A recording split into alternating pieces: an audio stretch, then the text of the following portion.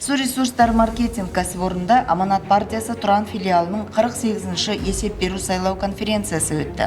Оған бастауыш партия ұйымынан конференцияға сайланған 42 делегат Аманат партиясы Тұран филиалының саяси кеңес мүшелері, партия ардагерлері, бастауыш партия ұйымдарының төрағалары мен Аманат партиясы Шымкент қалалық филиалы атқарушы хатшысының орынбасары Ерлан Айтбаев қатысты.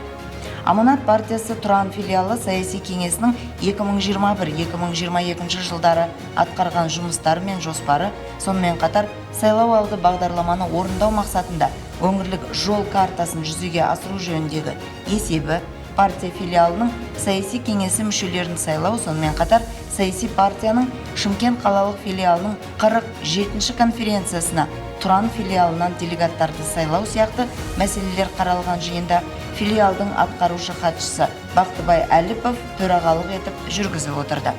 Алдымен Бақтыбай Қиянбекұлы филиалдың атқарған жұмысы туралы баяндады. Сонымен қатар Тұран филиалы саяси кеңесінің жаңа құрамы сайланды. Және Шымкент қалалық филиалының 47-ші конференциясына Тұран филиалынан делегаттар сайланды. Қатысушылардың бір қатары аталған мәселелер бойынша сөз сөйлеп, өздерінің ой-пікірлерін білдірді, ұсыныстарын айтты. Конференция делегаттары қаралған мәселелер бойынша қаулы қабылдады.